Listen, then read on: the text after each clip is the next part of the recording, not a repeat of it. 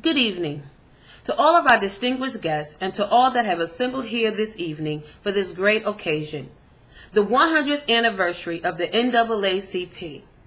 My name is Michelle Kitchens, and as the president of this great association, it is my great pleasure to introduce our magnificent speaker for this evening. Free Mandela! Free Mandela! These words were chanted outside the prison where our speaker was incarcerated. Nelson Mandela is quoted with saying, "The struggle is my life."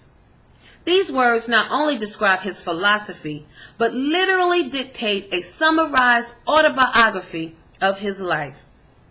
Nelson Mandela personifies struggle. He is still leading the fight against apartheid with extraordinary vigor and resilience after spending nearly 3 decades of his life behind bars. He has sacrificed his private life and his youth for his people and remains South Africa's best known and loved hero. Nelson Mandela was born in a village near Umtata in the Transkei on July 18, 1918. His father was principal counselor to the acting paramount chief of Thembulan. After his father's death, he became the paramount's chief ward to be groomed to assume high office. However, Nelson Mandela chose to become a lawyer.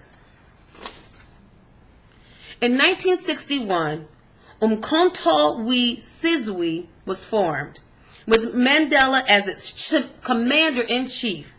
In 1962, Nelson Mandela left the country unlawfully and traveled abroad for several months. In Ethiopia, he addressed the conference of the Pan-African Freedom Movement of East and Central Africa and was warmly received by senior political leaders in several countries. During this trip, he anticipated an intensification of the armed struggle, began to arrange guerrilla training for members of the Umkhonto we Sizwe. Not long after his return, Nelson Mandela was arrested and charged with illegal exit from the country and incitement to strike. Mr. Mandela was convicted and sentenced to 5 years imprisonment. While serving his sentence, he was charged in the Rivonia trial with sabotage. Mandela's statement in court during these trials are classic in the history of the resistance to apartheid, and they have been an inspiration to all who have opposed it. This statement from the dock in the Rivonia trials ends with these words: "I have fought against white domination, and I have fought against black domination. I have cherished the ideal of a democratic and free society in which all persons live together in harmony and with equal opportunities. It is an ideal which I hope to live for and to achieve. But if it needs be, if it is an ideal for which I am prepared to die." Mr. Mandela was sentenced to life imprisonment. He was released, however, on February the 11th, 1990. He plunged wholeheartedly into his life's work, striving to attain the goals he and others had set almost 4 decades earlier.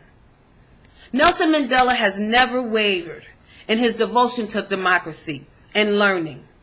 Despite terrible provocation, he has never answered racism with racism. His life has been an inspiration in South Africa and throughout the world. To all who are oppressed and deprived, to all who are opposed to oppression and deprivation, and life that symbolizes the triumph of the human spirit over man's inhumanity to man. Nelson Mandela accepted the 1993 Nobel Peace Prize on behalf of all South Africans who suffered and sacrificed so much to bring peace to our land. He was inaugurated as the first democratically elected state president of South Africa on May the 10th, 1994, and he served until June of 1999.